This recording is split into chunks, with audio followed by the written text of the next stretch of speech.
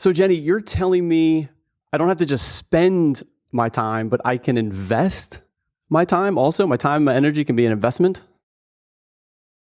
I would say that's true when it comes to careers and thinking about, well, my whole practice is about the intentional career journey. So I think if you're going to be intentional, then you have to think about how you're spending your time and investing it in yourself. Quality time spent and invested in oneself in an intentional journey. Wow. So glad to be here with you, Jenny. Looking forward to today's show. Welcome to the show, where we don't bore you with generic financial information, but make it easy to understand what to do with your money. I'm your host, Mike Morton, certified financial planner, and life is busy, but your finances don't have to be. So I'm here today with Jenny Fink, the founder of Fink Development, a career coach. Welcome to the show, Jenny. So delighted to have you here today. Thank you so much for having me. It's nice to be back with you. It's been a few years since we've spent a lot of time, face to face. And so it's always nice to jump back in. Yeah, it has been a while. It's been a minute. A few things have probably happened on both ends. So yeah, before we kind of dive into today's topic, career changing, I love what you said, being intentional about investing your time. Tell us a little bit about yourself and what you do. Yeah, sure. Well, thanks again for having me. I'm really excited for the conversation and to learn from you and to share any wisdom I might have. As you mentioned, I'm the founder of Fink Development. It's a career coaching and consulting agency. And we work with mid-career senior professionals, leaders, and executives to help them cultivate a life and career they love. That's the work that I'm doing right now. I've been doing that for over a decade now. I got started when I had my own career clarity crisis way back in the day, stumbled into career coaching, and then I haven't looked back. So I love the work that I'm doing. I'm excited to talk about it today. Outside of my work, life is important too. I spend time with my partner and our 3-year-old daughter. We live in San Francisco most of the time. We spend about 3 to 4 months a year in Europe. So over here, just, living the dream and trying to walk the talk of, living my best life as I help my clients do. That is amazing. Wow. 3 to 4 months in Europe. That's incredible. Definitely want to get to that if we get a chance, how you're able to pull that off. Yeah. But stay tuned as well. We've got a listener question about retiring early, which comes into today's career changing. And Jenny also has a one thing for us about tiny habits. So looking forward to hearing about that. So you mentioned, working with mid-career executives and gaining clarity. I kind of want to start there because, how does that work evolve? Like, what is it you get into and why is that really important? Yeah. So there's different kinds of clarity. Actually, I think this is a lot. Sometimes people get really stuck. I call it in the land of clarity because they don't realize there's actually 2 parts of clarity and you need both to think about what's my next move, right? The first one is internal clarity. So you have to start with the stuff that's in here because if you're not clear on that, every other step is not going to feel right. It's not going to feel good because you're not getting the energy, the engagement, the fulfillment. So that's the first step. I think there's lots of exercises that people can do to gain that internal clarity. A lot of it's just about reflection. But how do you find an activity that allows you to reflect in the right way? That could be journaling. It could be a values activity where you kind of circle values on a page and you define them or you prioritize them. It could be doing a Clifton Strengths assessment to figure out what your strengths are. It could be doing a vision board or a map to kind of draw out your interests. I have an internal clarity guide on my website for free. People can definitely go there. It's a good starting point to kind of work through these activities. So that's the first part. A lot of it's just about carving out the time, kind of back to investing in yourself, prioritizing it, knowing that you're worth the investment of your time and your energy and sometimes your financial resources. So that's the first step.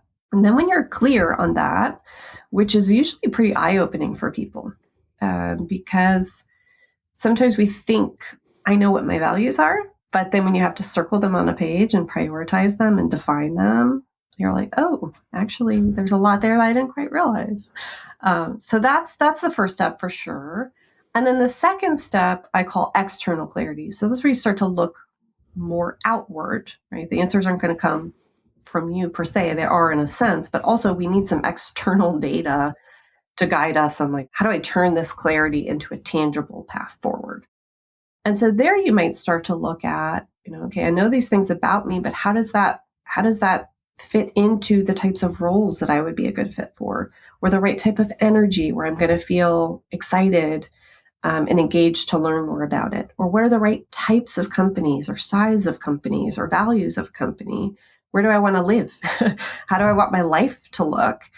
And so that's the second step, clarity for that. And there's a bunch of activities to kind of dig into those and kind of assess those out. But when you have the intersection of both of those together, then you know what's most important to me and how do I want to turn that into what my next move might be. Yeah. Yeah. I'm so glad you mentioned that external. I was going to ask this question, but you sort of answered it there with like the internal, some reflection, different exercises. You could do that to figure out, hey, I'm not where I want to be right now.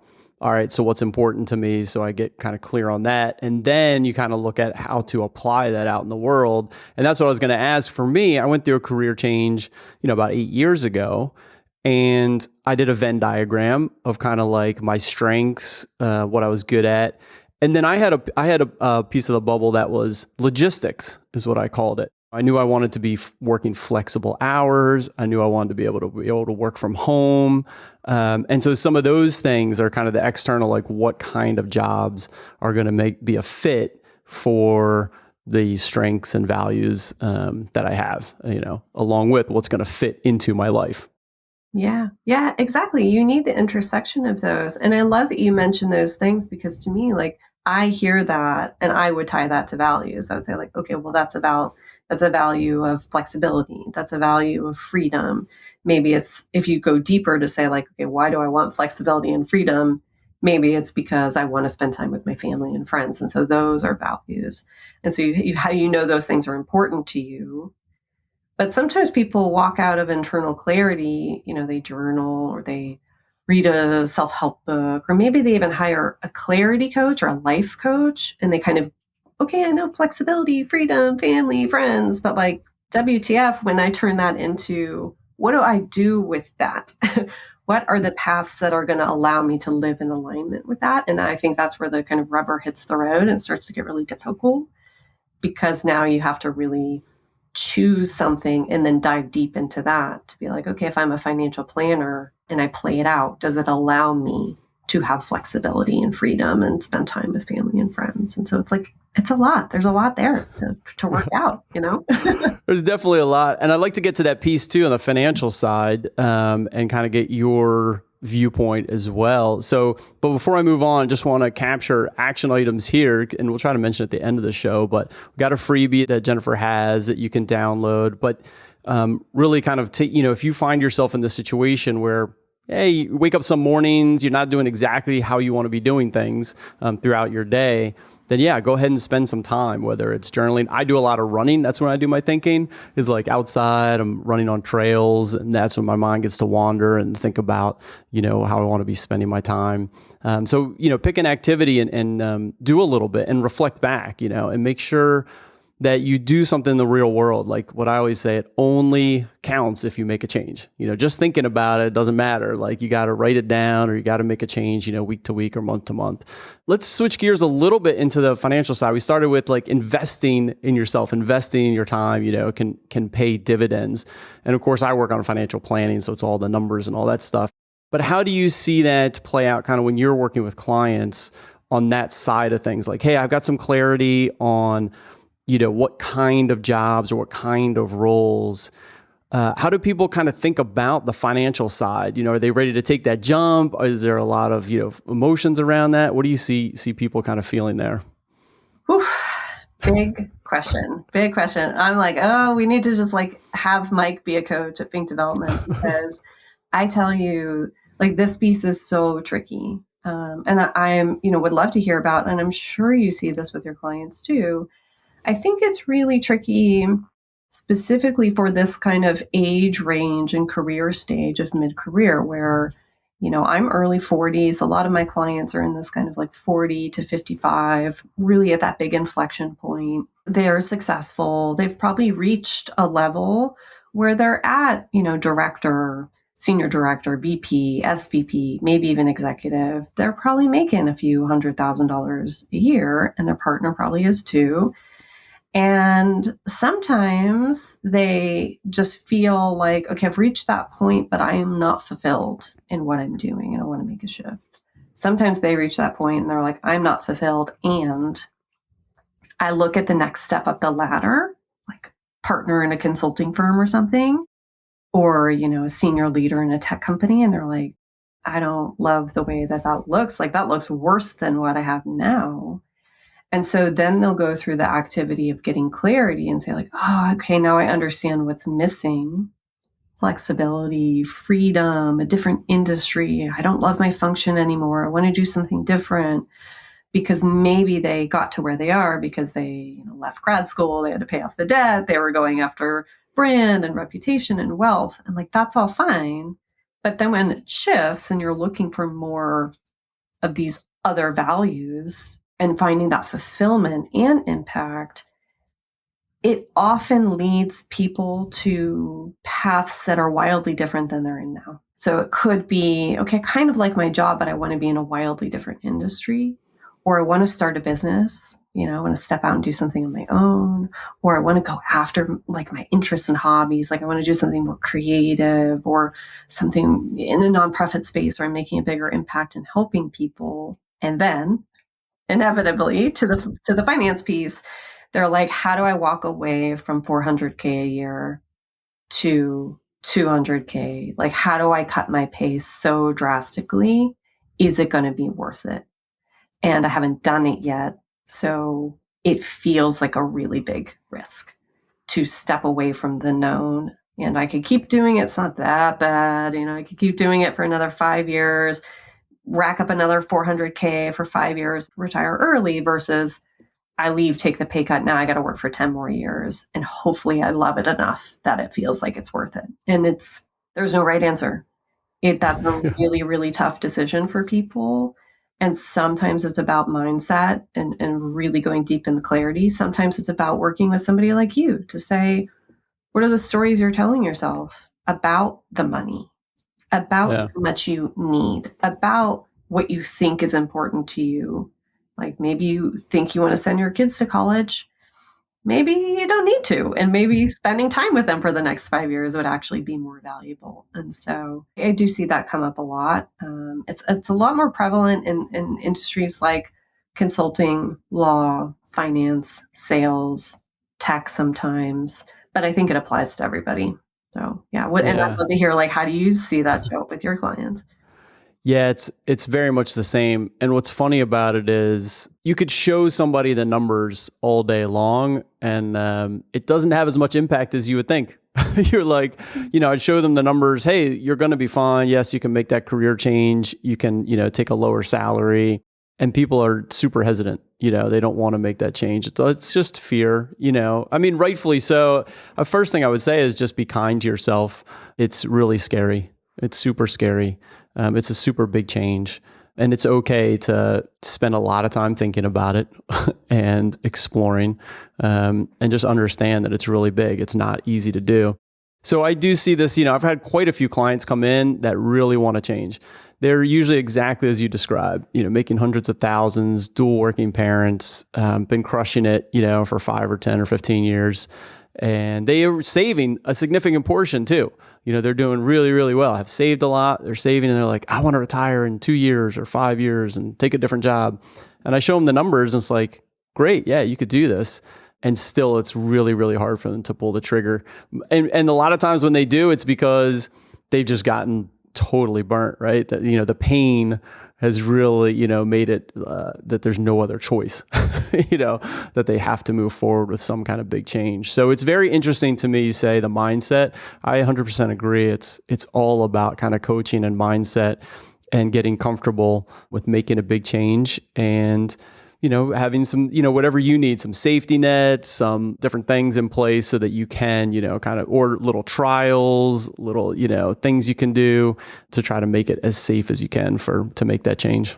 Yeah. I love that you say, I forget the exact word you use there, like, be kind to yourself or give yourself grace, because we are biologically programmed to not like uncertainty and change and ambiguity. And, we have a natural loss aversion. Like you're going to go after the gain, even if it's small, versus I might have a big risk. And so like when you're making a choice like that, like, yeah, it's a really big risk and you could potentially lose a lot and you don't know what the outcome could be. And so it makes sense. So be kind to yourself that like your body is naturally programmed to make it difficult for you to make these choices, which makes it even more important that you take the time and you invest in yourself to give yourself enough time to reflect and get clear and get feedback and take, those tiny steps forward. Yeah. And so on this point, one of the things that you can do if you find yourself kind of in this thinking about a career change is start writing down those numbers, right? Start figuring out like what your expenses are, what your income is, and just start gaining clarity. I even find most people don't even have that around their numbers, right? How much do I spend each year? So it's really important to gain confidence to make a big change that you work on different areas. And on the financial part, you can actually write down numbers and gain confidence in your financial plan. Here's my income, here's my expenses. Yes, I know college is coming up or whatever it is. And yes, I've got a plan. And even once you have the plan, I always use the word gain confidence, because even if I present a plan or if you work on a plan and you've got some numbers written down, it's going to feel like, it might be like that, but it's still super scary. Like maybe next year's going to be different. Maybe something happens, and so you need to gain confidence in that plan. So I'd love to move on to the listener question because it feeds right into this, Jenny, exactly what we're talking about. And if you're a client of mine, obviously you could just email me. But if not, you could email the show at realfinancialplanning.com and we'll answer your questions. So here's the question for today. And this is exactly what we were just talking about. This person says, I'm in a career where I'm paid a lot of money, but it's grueling work. I could do it for a few more years, but I want to retire early. And by early, I mean early. How can I make sure I do that? So this person I know sent some more stuff in. They're making $400,000 or $500,000 a year, but the work is just kind of overwhelming. Law industry, just all day, every day, and not the most pleasant kind of work. And so they really just want to work a couple more years, and then do something else. So let's give some advice here, Jenny. Where would you start on a person walked in? I'm sure you've had a client just like this, walked in, man, I could do this for like a little while longer, Jenny, but holy smokes, it's, I got to get out of here soon. To me, that sounds like that person is clear on what they want. And so I think one thing that I would ask a client like that is like, well, tell me like what you're struggling with, what feels like the challenge here and what feels like the goal. That's always one of the first things I do with clients is like, let's get really, really clear on what is it we're solving for here. Because if you don't have an understanding of what it is you're trying to solve and how you want to go about that, then like investing in a coach is not necessarily going to produce the best outcome. And I can't speak for other coaches, but I certainly don't take clients if I'm not clear on what it is you're trying to achieve and that I know I can help you. So I think if that client came in and said, I want to spend the next 2 years and just keep crushing it and like so I can leave in 2 years, like, okay, well, what's the problem in that? Like maybe there isn't. And so let's just be clear on what does it mean to get the most out of the next couple of years? And how do you want that to look? And are there ways that we can optimize the way that you're working so that it's less grueling and less terrible, if that's the plan? Sometimes I might dig into that a little bit because sometimes people will come with something like that, but it's not, how do I say it? Like they think it's what they want, but it isn't. Yeah. And so I might do some poking around to be like, well, tell me, what does it look like when you retire? How do you want your life to look at the end of that? Like, how do you want to be spending your time in the days? And you just really get into those values and like how they want their life to look, because they might come out of that realizing, gosh, if I do retire in 2 years, like actually I'd be really bored because some of my strengths are like achiever and competition and responsibility and relator. And so I like working. I like interacting with people. I like getting things done. And if I retire in 2 years, like, what am I going to do with myself? Yeah. So just kind of like digging in with people to say like, well, let's get clear on then what does that look like and what comes next for you. So it's a little bit of a hard Yeah. question because it's different than if somebody came and said, I want to work 2 years, but then I want to think about what the next chapter looks like. Well, Right. Yeah.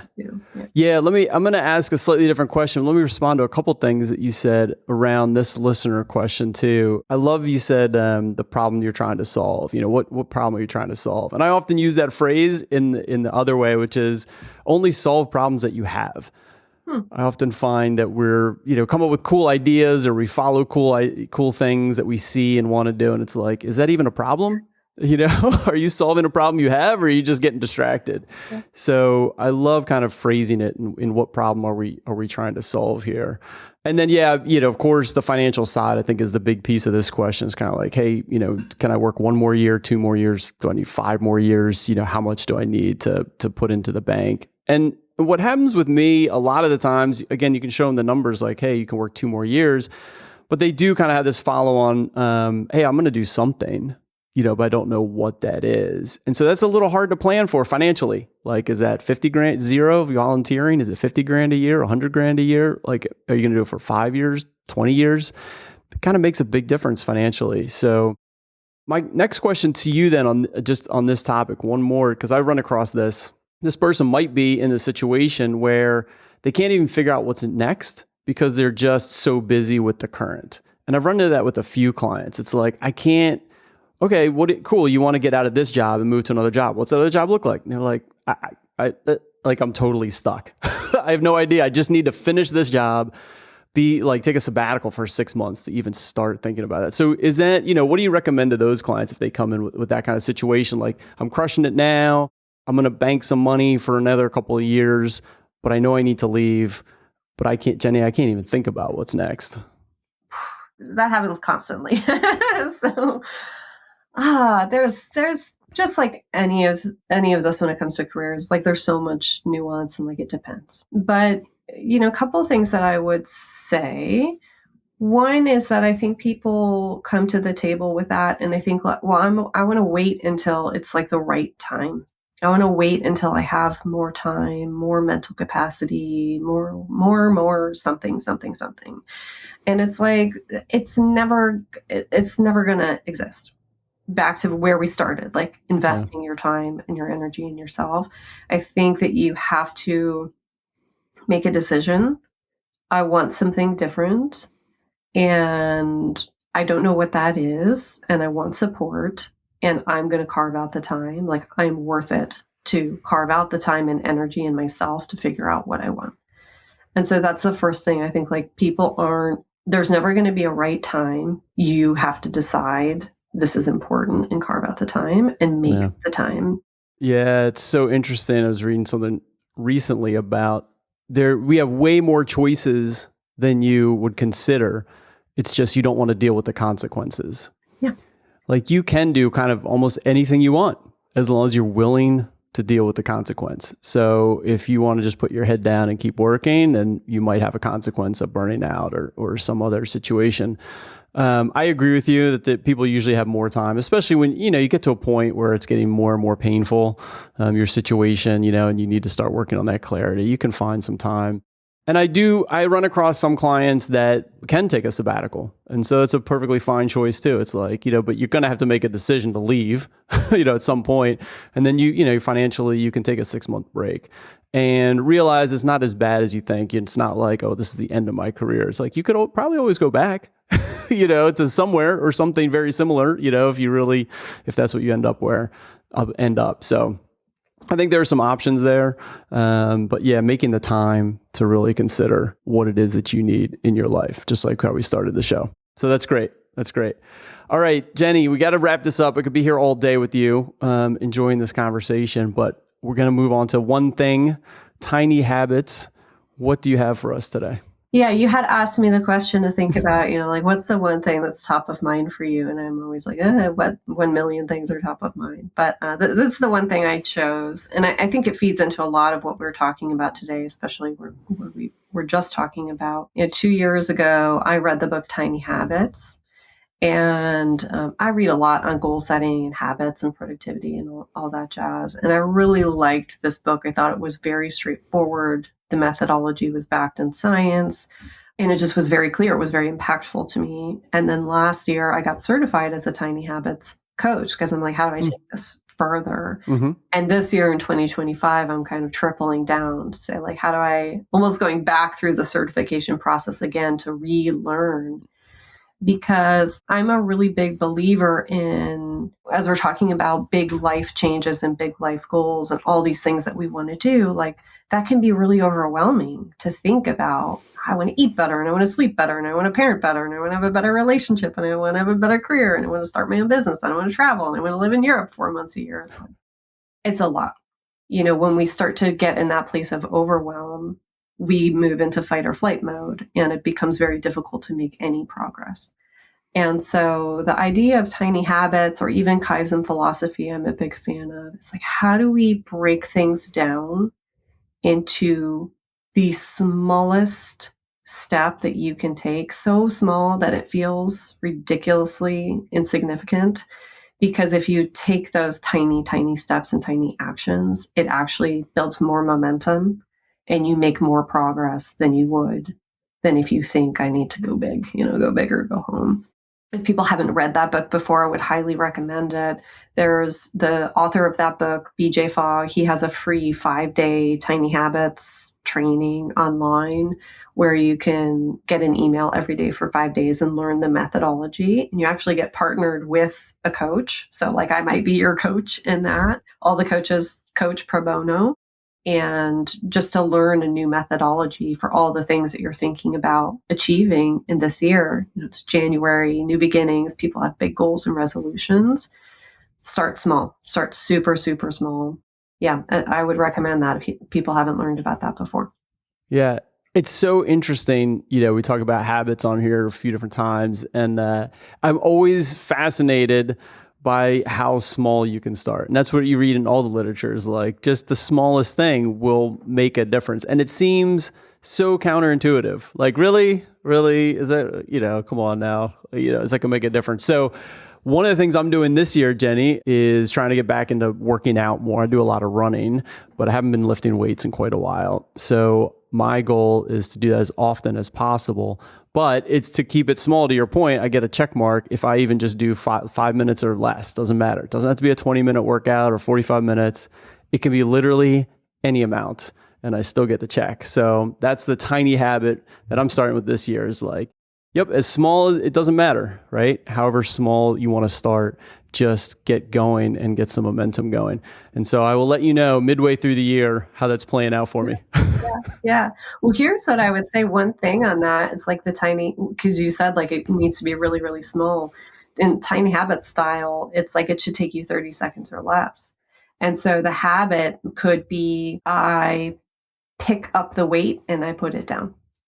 Because that in itself will help you trigger. And then, I picked up the weight, I put it down, now I smile to celebrate. And like that positive psychology kind of builds and you can always add on more. Okay. It's fascinating. Now I can do 1 minute. Now I can do 5 minutes. I can do an hour, but the picking up the weight is the tiny habit of like, this is part of life. Right. It is fascinating, even just having done this for a few weeks. And I've had this happen before, especially around working out, because I go through waves, like doing more or less.